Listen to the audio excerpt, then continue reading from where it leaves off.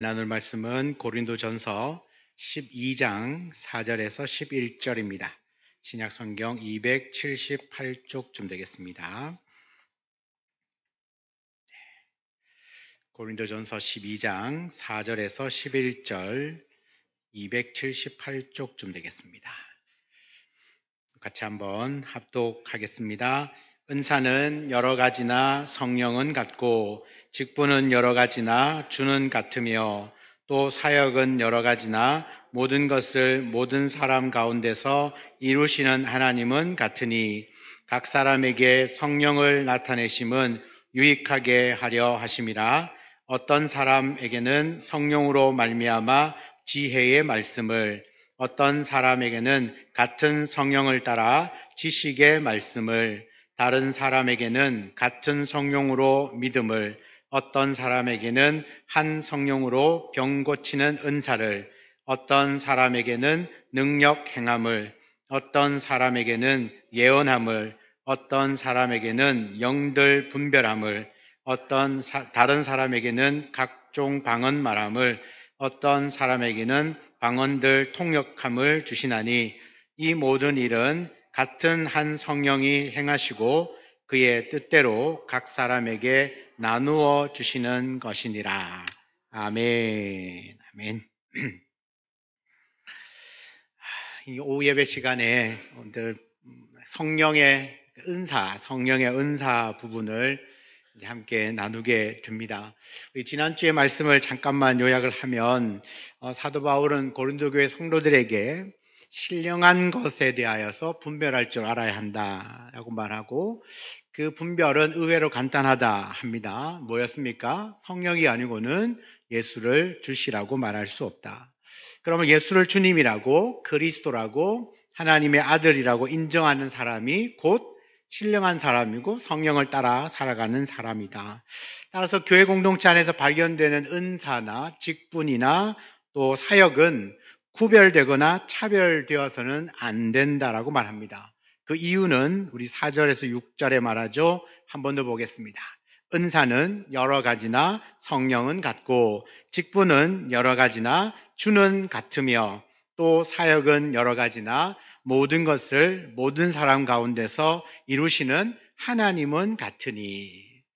말씀을 잘 보면 성령은 같고 주는 같으며 하나님은 같으니, 은사도 여러 가지가 있고 직분도 여러 가지가 있고 사역도 여러 가지가 있는데 그것을 선물로 주시는 분은 같은 분이시다, 그렇게 얘기하죠. 그러니까 성령도 한 분, 주님도 한 분, 하나님도 한 분이시다. 바로 그 한 분이신 하나님이 은사도 주시고 직분도 주시고 사역도 주신다. 각각 같은 분이 나누어 주시는 것이라면 그것이 은사이든 직분이든 사역이든 그 본질은 다 한 가지로 똑같다라는 겁니다. 그 차이가 없다라는 거죠. 그러므로 하나님이 주시는 것은, 기억해야 되는 건, 하나님 주시는 것은 다 선합니다. 왜냐하면 하나님이 선하신 분이시니까. 간단합니다. 선하신 하나님이 우리에게 선하지 않는 것을 주시지는 않을 텐데 하나님 주시는 모든 것은 다 선합니다. 두 번째, 우리 각자에게 필요한 것을 적절하게 주십니다. 여러분, 하나님이 주신 것이 분명하다면 각자에게 가장 합당한 은사, 직분, 사역을 맡겨주신 겁니다. 그렇기 때문에 내가 받은 것과 다른 사람이 받은 것을 비교할 필요가 없습니다. 또 내가 받지 않은 것을 다른 사람이 받았다고 해서 불평할 이유도 없습니다. 하나님 왜 나에게는 이것을 주시고 안 주시고 왜 저 사람에게만 줬습니까? 그렇게 불평할 이유가 없다는 겁니다. 왜요? 하나님이, 성령님이 각자에게 필요한 것을 적절하게 나누어 주셨기 때문에. 그리고 세 번째는 은사나 직분이나 사역을 주신 것은 유익하게 하기 위해서다. 우리 7절에 말합니다. 각 사람에게 성령을 나타내심은, 여러분 보시면 은사, 직분, 사역을 주셨는데 오늘 7절에는 뭐라고 말합니까? 성령을 나타내심은 이라고 그랬습니다.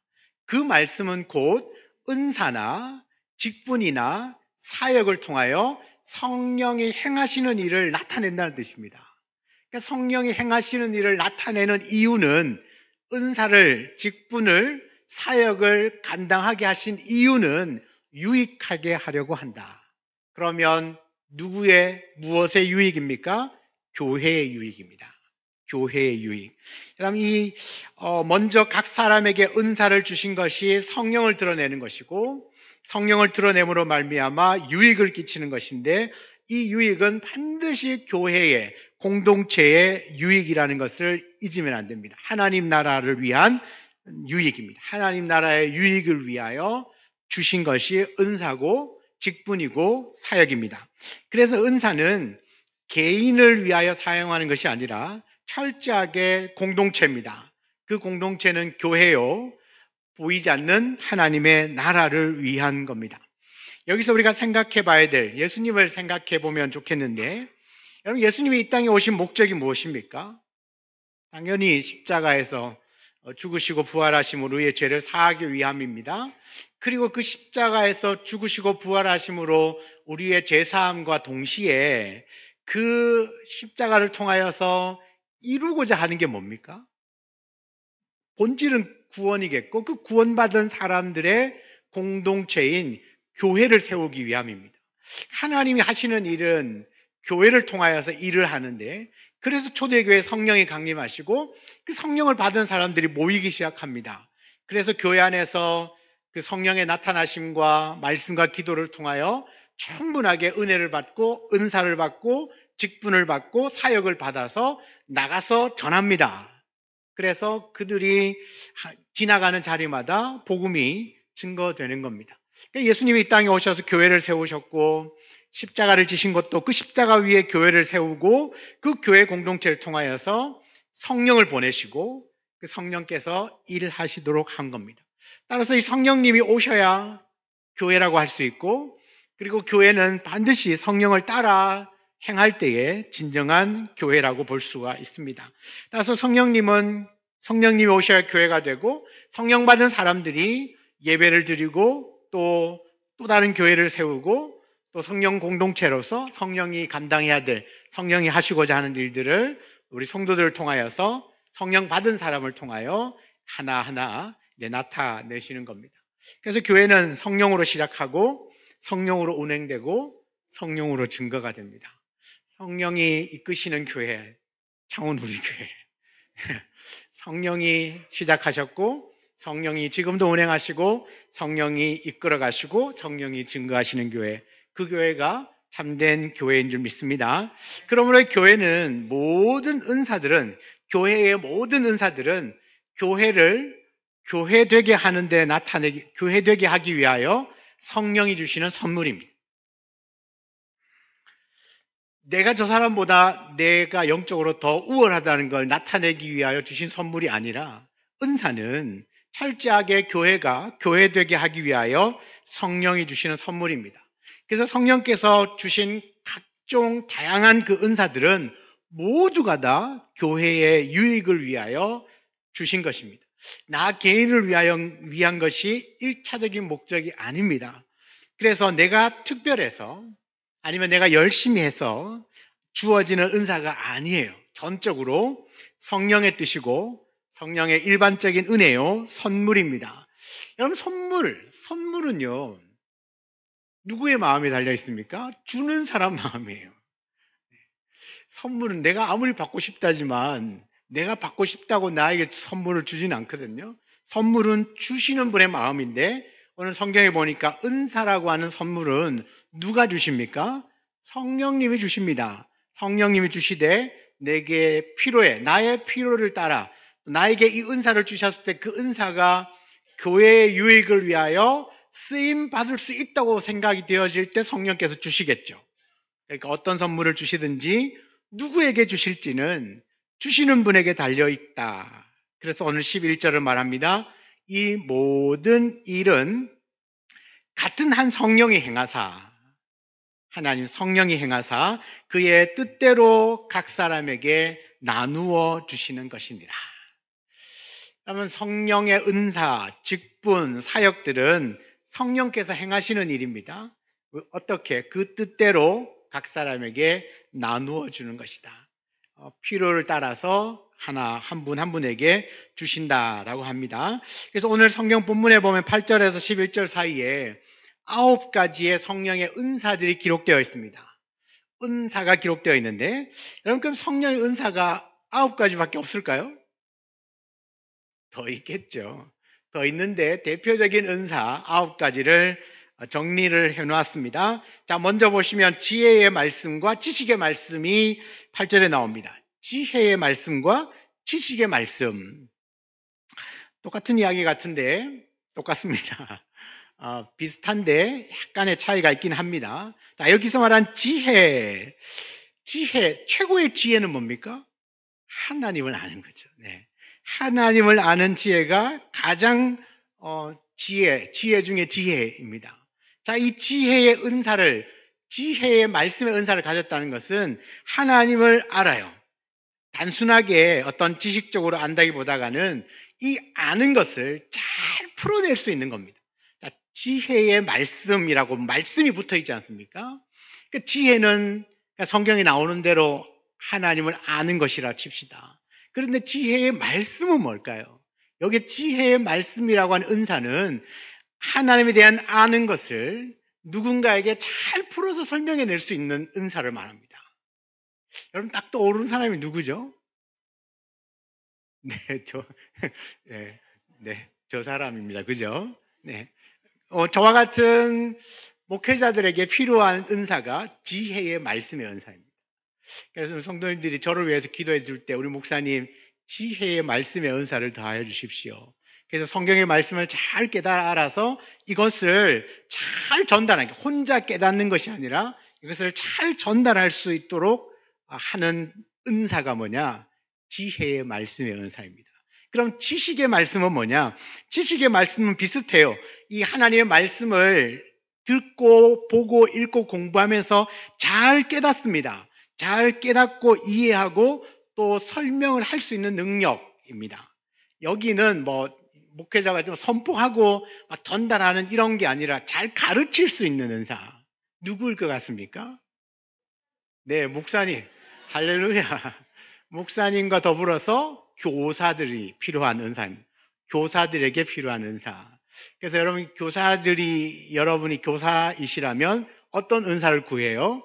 지식의 말씀의 은사를 구하고. 그럼 이것이 그러면 목사님이나 교사들에게만 필요하냐? 그렇지 않죠. 왜냐하면 이 지혜의 말씀이나 지식의 말씀은 동일하게 하나님의 말씀을 듣고 깨달아야 되는 거거든요.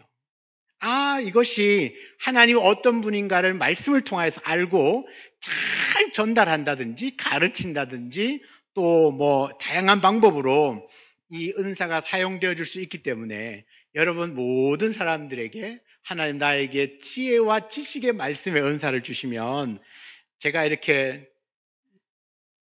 어설프게 전해도 여러분이 철떡같이 알아들으시는 거죠.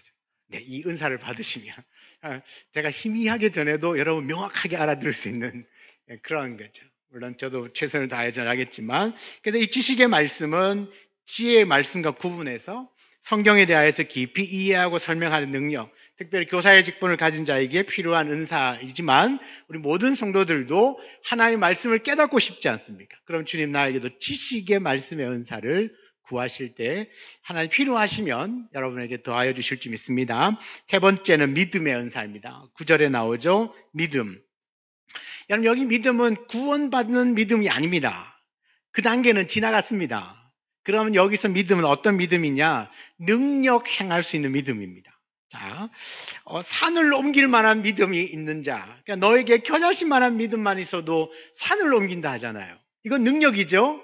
이런 믿음을 말합니다. 그리고 예수님이 제자들에게 때로 이런 말씀을 합니다. 믿음이 적은 자들아 왜 의심하느냐?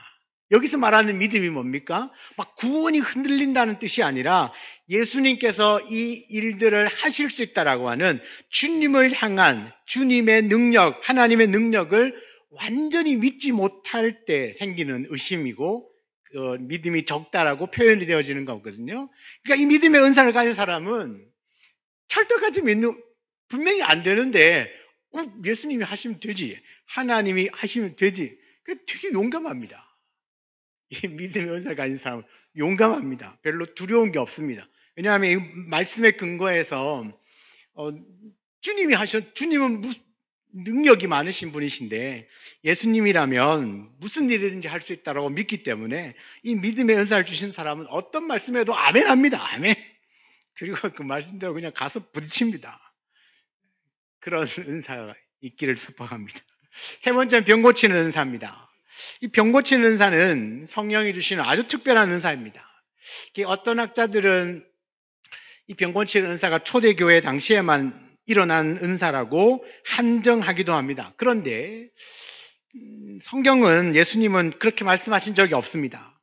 특별히 요한복음 14장 12절에 보면 내가 진실로 진실로 너희에게 이르노니 나를 믿는 자는 나보다 내가 하는 일을 그도 할 것이고 또한 그보다 더 큰 일도 할 것이다. 여러분, 예수님이 하신 일보다 더 큰 일도 너희들이 할 수 있다라고 말씀합니다. 그러니까 우리가 예수님보다 어떻게 더 큰 일을 할 수 있죠? 네, 하나님이 특별하게 은사를 더해 주시면 이 병 고치는 것도 가능하다는 뜻입니다. 병 고치는 은사도 가능하다는 뜻이죠. 실제로 저에게 복음을 전해준 내 믿음의 어머니도 신유의 은사, 병 고치는 은사를 갖고 계셨어요. 저는 직접 보고 목격하고 경험했기 때문에 저는 이 신유의 은사가 지금도 여전히 그 은사를 받은 자에게 나타난다고 생각합니다. 그래서 지금도 믿음으로 이 은사를 가진 자가 기도할 때 분명히 신유의 은사가 나타납니다.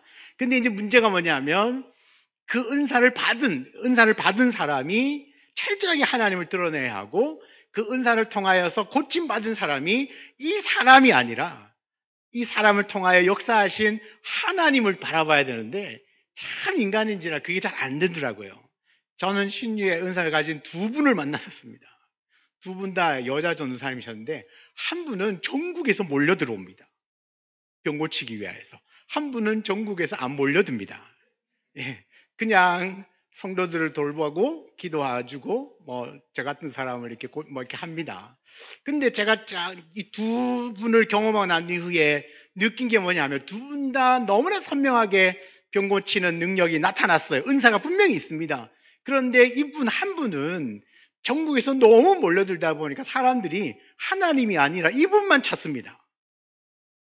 그런데 저의 어머니였던 이 전도사님은 한 번은 고쳐줍니다. 두 번째 오면 네가 기도해라. 왜 나 찾아오냐? 하나님이 고쳐주시는데 너 믿음으로 기도해라. 제가 그 이야기를 듣고 제가 다쳤을 때 제가 기도했지 않습니까? 그래서 제가 이 굳어있는 팔도 기도하면서 폈거든요. 그러면서 내가 기도하면 되는구나. 저는 그 이 두 사람을 보면서 깨달았어요. 고치는 은사를 가진 사람도 자기를 드러내기보다는 하나님을 드러내야 하고 철저하게 은사를 통하여 고침받은 사람도 이게 한 번, 두 번 되면 참 마음이 희한합니다. 자꾸 자기한테 와서 기도받고 이렇게 해주기를 원합니다. 근데 그 마음을 빨리 바꾸셔야 돼요. 나를 고쳐주신 분은 하나님이시지 전사님이 아닌 거잖아요. 물론 그 은사가 사용되긴 했지만 우리가 그 다음에 찾아가야 될 분은 하나님이지 또 이 전사님이 아닌 거죠. 근데 우리는 그 선상에서 잘못하면 신앙이 약간 병듭니다. 기울어지고 건강하지 못한 모습을 봅니다. 그래서 제가 많은 사람들이 몰려왔지만 병 고침을 받고 난 다음에 떠나는 사람을 저는 그렇게 많이 봤습니다. 대부분 떠납니다. 그러다가 또 아프면 또 찾아옵니다. 이게 반복합니다. 평생. 하나님을 의지하는 게 아니죠. 병 고치는 은사는 분명히 있습니다. 지금도 여전히 나타납니다. 예수님 말씀하신 것처럼 나보다 더 큰 일도 하신다 했기 때문에 여러분 병 고치는 거 충분히 할 수 있습니다. 그러나 그 은사가 유익하게 하지 않는 것이라면 필요가 없는 거죠. 하나님 저에게 처음에는 이 신유의 병 고치는 은사를 저에게 주셨다가 지금은 잘 안 나타납니다. 제가 기도해도 잘 안 났더라고요.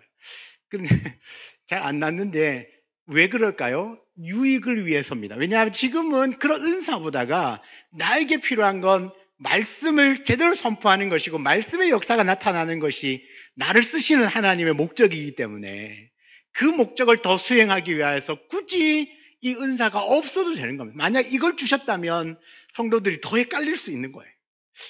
그리고 또 저를 더 의지하겠죠. 그래서 대부분의 이단들의 교주들을 보면 모두 다 신유의 은사가 있었습니다. 처음에는 신유의 은사가 있어요. 그 사람들이 막 몰려와서 자기들 몸을 의탁하고 재산을 바치고 하니까 점점점 병들어서 나중에는 쇼를 합니다. 이제 왜냐하면 그 정도 되면 유익이 없기 때문에 성령을 거두어 가시거든요. 은사를 거두어 가시거든요. 안 나타날 거 아니에요. 그럼 어떻게 해야 됩니까? 쇼를 해야죠. 저는 쇼하는 것도 많이 봤거든요. 쇼를 해야 되잖아요. 그래도 사람들은 거기에 미혹되는 거지 않습니까? 병곤치는 은사 분명히 있습니다. 그러나 이 은사의 사용은 조심하셔야 하고 모든 사람에게 나타나는 건 아니고 유익이 되지 않으면 언제라도 하나님이 거두어 가시는 게 은사입니다. 네 번째는 능력 행하는 겁니다. 이 능력 행하는 것은 병 고치는 은사 이외의 이적들을 말합니다. 여러분 성경의 사도행전에도 보면 능력을 행한 사람들이 많이 있습니다. 예를 들면 베드로 같은 경우에는 그 죽은 도루가를 살려내잖아요. 죽은 도루가를 살려내고 바울이 빌립보 감옥에 갇혀 있었는데 옥문을 열어 제치고 나옵니다.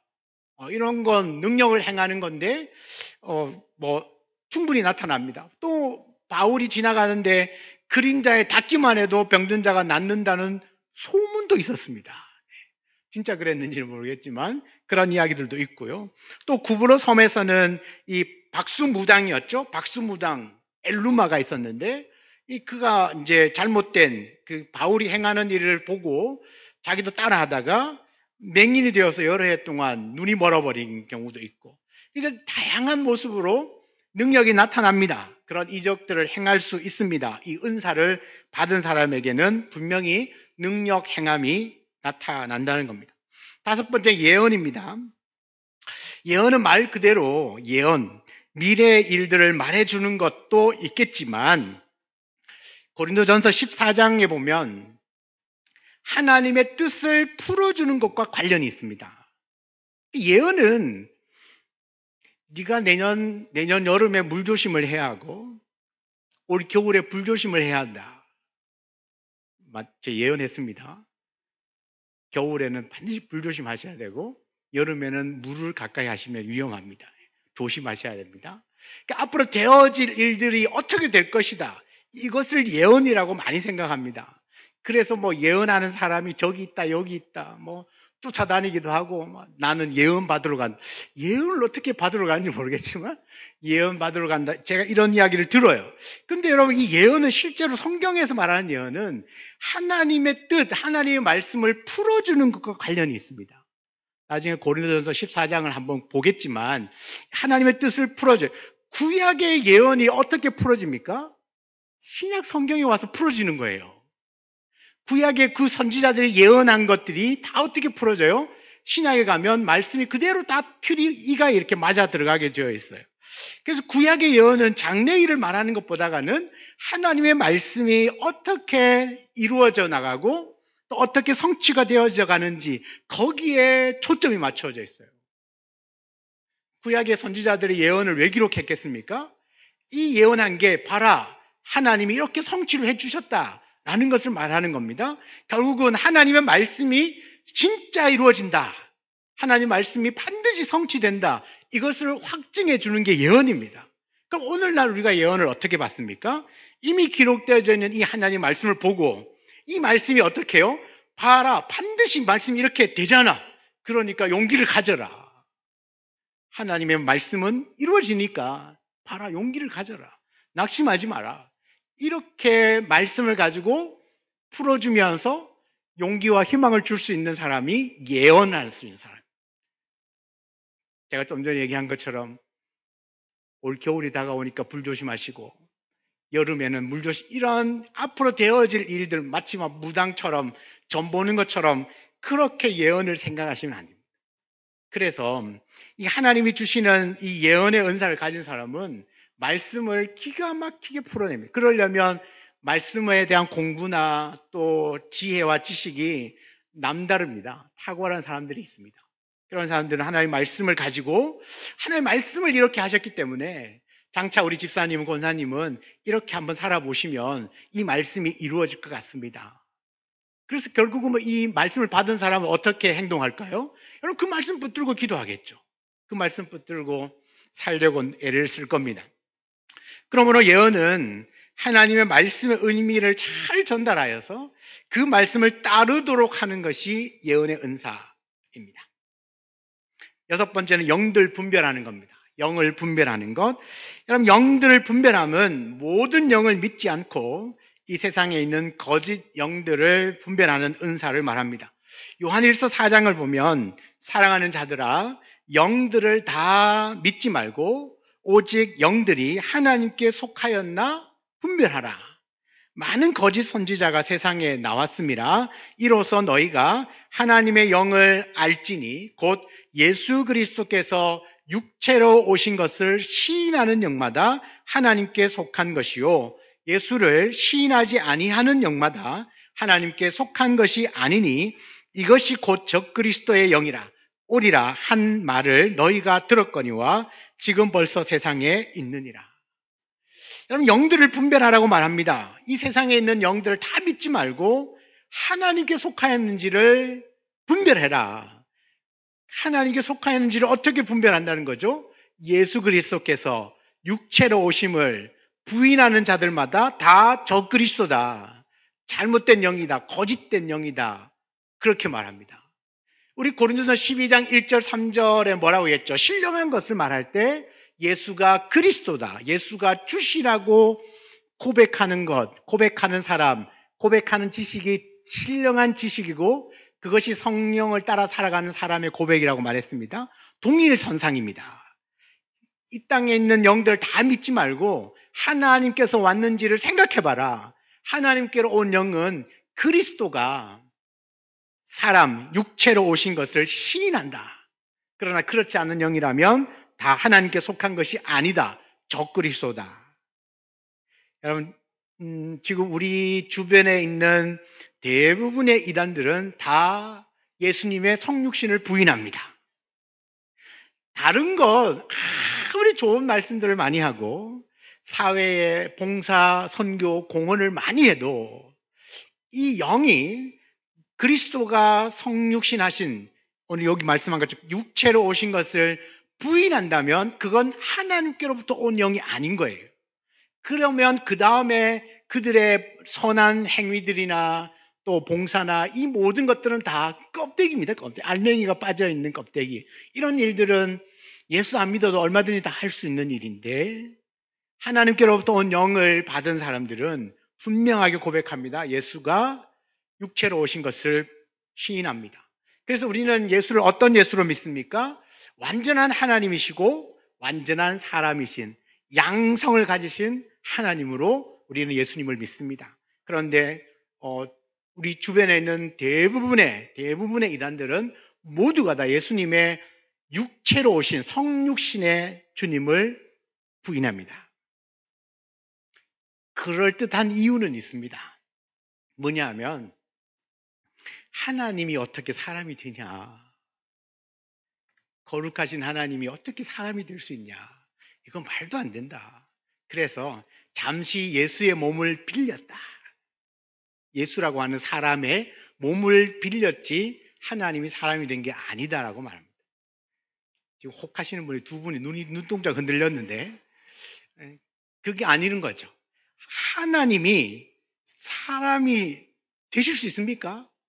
있죠. 왜요? 하나님 전능하신 분이신데.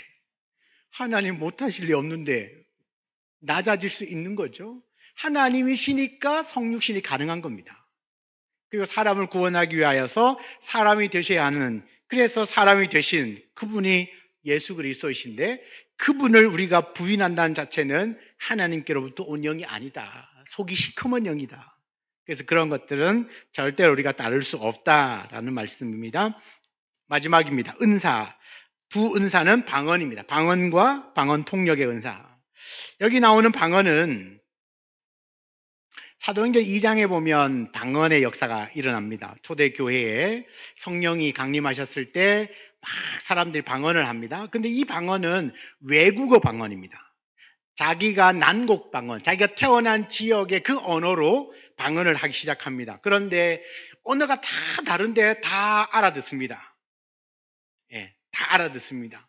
여기 우리 지금 한 300명 조금 모자라게 앉아 계시는데 여러분이 태어난 곳이 다 다르고 나라가 다 다르다 쳐요. 그런데 다 다른 사람이 모여서 자기 나라 말로 하는데도 모두가 다 알아듣는 겁니다. 이것이 초대교회 형성 시기에 나타났던 그 방언의 은사입니다.